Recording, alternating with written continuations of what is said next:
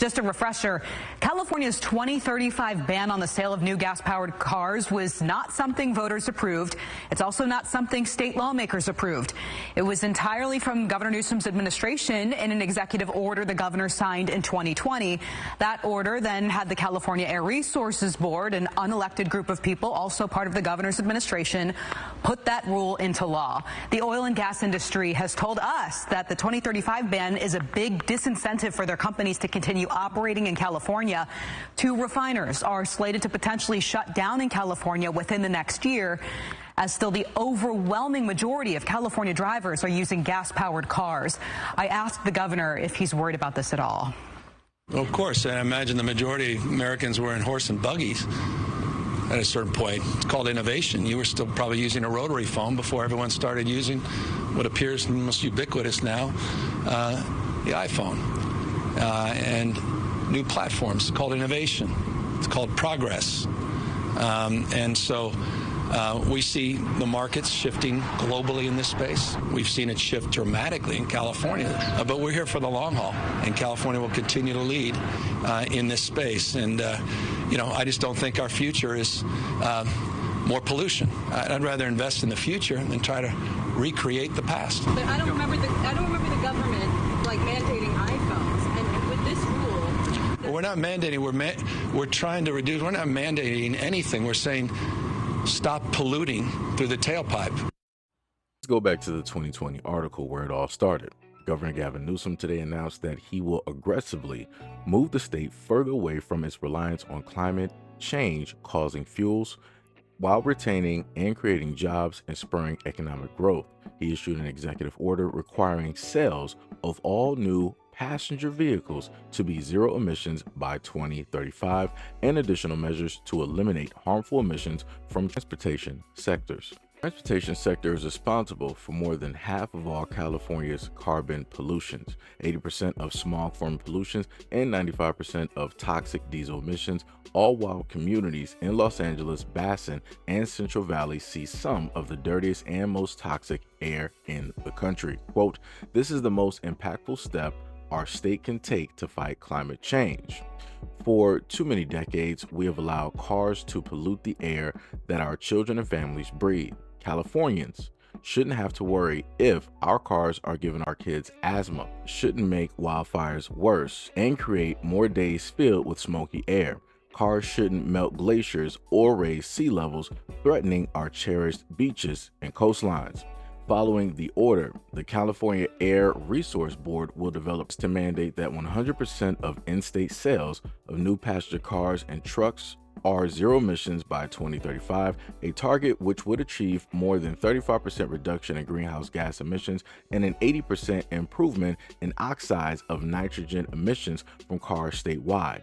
In addition, the Air Resource Board will develop regulations to mandate that all operations of medium and heavy-duty vehicles shall be 100% zero emissions by 2045 where feasible, with the mandate going into effect by 2035 for day-rich trucks to ensure needed infrastructure to support zero-emission vehicles. The order requires state agencies in partnership with the private sector to accelerate deployment of affordable fueling and charging options. It also requires support for new and used zero-emission vehicles markets to provide broad accessibility to zero-emission vehicles for all Californians.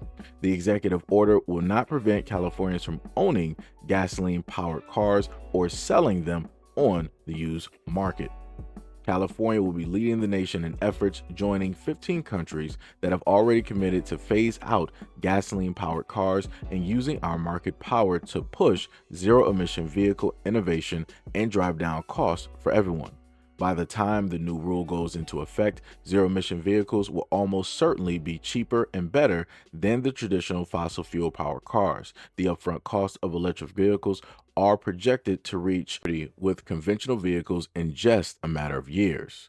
And the cost of owning the car, both in maintenance and how much it costs to power the car mile for mile, is far less than fossil fuel burning vehicles. The executive order is set clear deliverables for new health and safety regulations that protect workers and communities from the impact of oil extraction. It supports companies who transition their upstream and downstream oil production operations to cleaner alternatives. It also directs the state to make sure taxpayers are not stuck with the bill to safely close and remediate former oil fields to protect the health and safety of our communities and workers.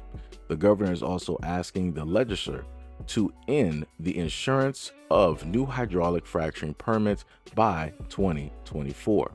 The executive order directs state agencies to develop strategies for the integrated statewide rail and transit network and incorporate safe and accessible infrastructure into projects to support bicycle and pedestrian options, particularly in low-income and disadvantaged communities. The action continues the governor's commitment to strengthening California's resilience while lowering carbon emissions, essential to meeting California's air quality and climate goals. In the last 6 months alone, the California Air Resources Board has approved new regulations requiring truck manufacturers to transition to electric zero-emission trucks beginning in 2024, and the governor signed an MOU with 14 other states to advance and accelerate the market for electric, medium, and heavy-duty vehicles. Last fall, California led a multi-state coalition in filing a lawsuit challenging the United States Environmental Protection Agency's attempt to revoke portions of the 2013 waiver that allows states to implement its own advanced clean car standard. This is what I typed in Google. Anybody else can do it as well. I typed in, how much does the average electric car cost? The average price of a new electric car or an EV is currently around $55,544. This is higher than the average price of gas-powered vehicles, which is about $47,500. Factors influencing EV prices: make and model. Electric car prices vary significantly based on the specific model and manufacturer. Some EVs can be purchased for under $40,000, while luxury models can cost over $100,000. New versus used. New EVs generally cost more upfront than used EVs. The average price for a used EV is at around $37,260 compared to the $56,328 for new EVs. Tax credits and incentives. Federal and state tax credits can help lower the purchase price of an EV, potentially by up to $7,500 for new EVs and $4,000 for used EVs, according to NerdWallet. Additionally, some electric companies and local governments offer EV incentives, according to NerdWallet. So the next thing I typed in was, what's the average income for an American? And they stated that the median income is $39,982 as of 2023. Now, when you put that in for a household, now the 39 grand, that's for an individual, right? When you put it in for a household, which means that is two people, you get $78,538. So again, this is not, in a sense, if it's a two-parent household, right? Two people or just two people living in a household that are married, it's feasible, right? It's doable to at least have one car, right? Somehow you'll scrape and save. Maybe your state may give you some benefits towards having an electric car or whatnot, or whatever. If you are a single person living in the United States, and again, we all know that the government makes it very difficult for single people to survive, thrive, and live. They want to give as many incentives for people to, in a sense, get married and have kids. That's where the real quote unquote bang for your buck comes in, right? Because you can get some tax cuts and different things. Well, not tax cuts, but you can get some stuff back at the end of the year when it deals with your taxes and everything like that, right? If you're married and you have kids. If you're single, you don't get nothing. You're looked at as that, yo, what are you doing? You need to be doing better, right? So there is an invisible pressure directly with that. But for a lot of average everyday people, they're not going to be able to afford this electric car. People like, yo, if I can get a jalopy real quick for about, 7, 10, 15 grand, I'm going to do that.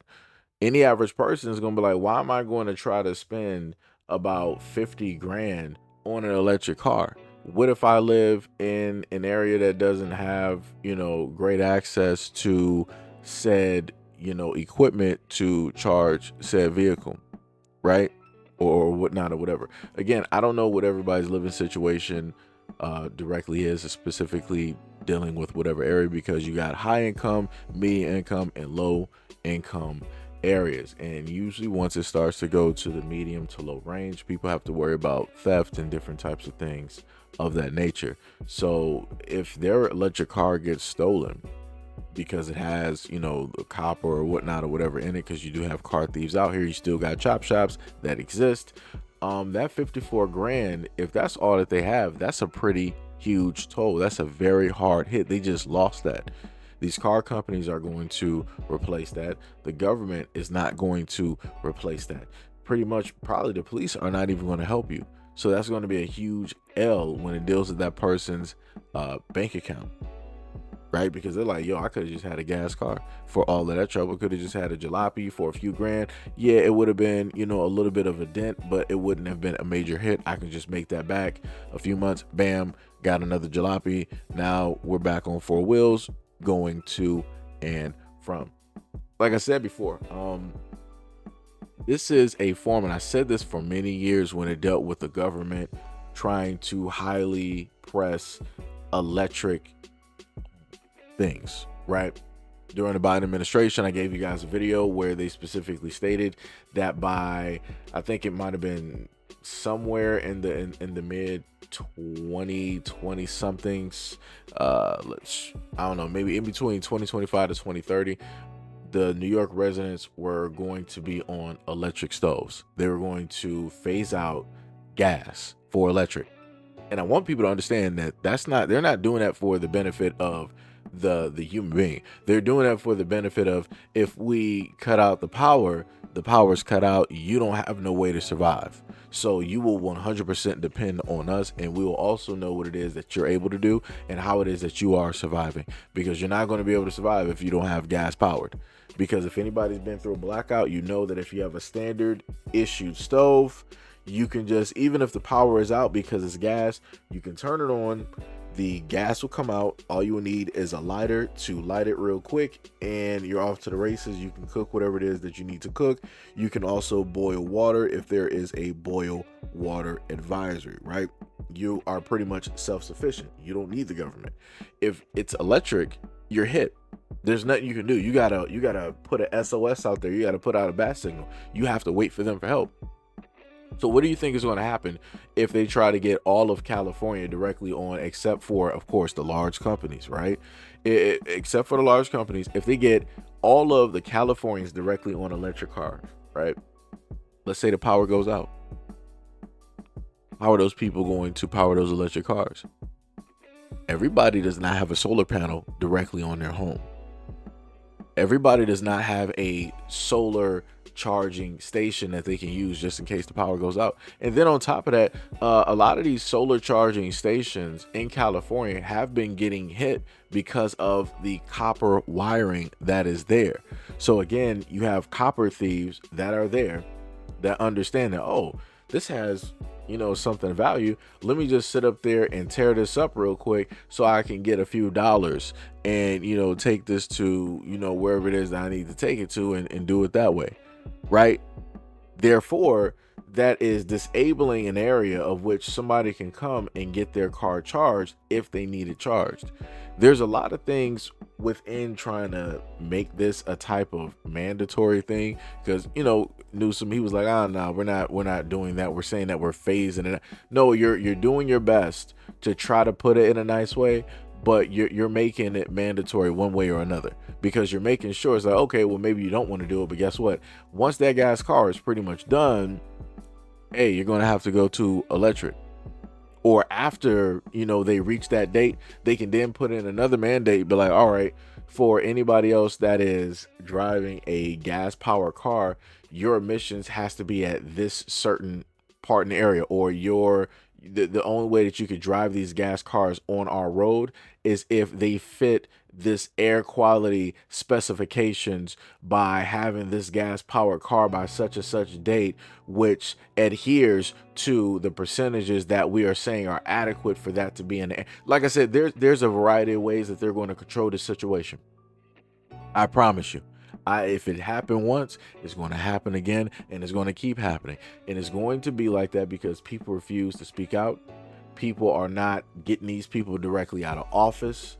They're not doing the necessary things in order to stop these things from transpiring. Like the lady said directly on the news, this wasn't what specifically people voted for. This was Newsom and his goons that decided, yeah, this is what we're doing. You probably had some lobbyists and maybe some billionaires and whatnot directly in there dealing with the corporations and stuff. But again, this is all money that's sitting up there doing this. This is all money that's sitting up there doing this.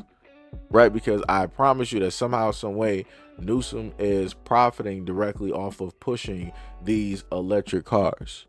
One way or another, he is the face and he's going to profit the most, more than the actual person. The actual person is going to end up losing more ways than one, and I promise you that.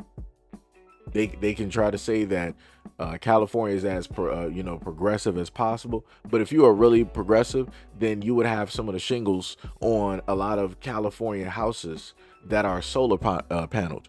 You would make sure to install in a lot of Californian homes these batteries, of which people can have their solar panels hooked up, and then they immediately automatically have power there, or power reserves, so that just in case the power goes out, or just in case they need to come home and charge their car up real quick, they can do that. And you should also make sure that these chargers, or these charging stations, when it deals with all of these cars, are I want to say third grade, which is, I want to say, the best or the fastest charging type of stations. Every single station should be like that, but they're not going to do that. They're going to implement that slowly but surely, right? And leave in the less effective ones directly there, and put in the higher class or the higher end ones in very specific areas. So like I said before, there's going to be always problems and situations, dealing with these things. But, it's up for people to figure out, how they're going to move around this. But anyways, let me know what you guys think about this video and everything that I listed in the comment description below. And as always, peace, love, and stay tuned for the next video.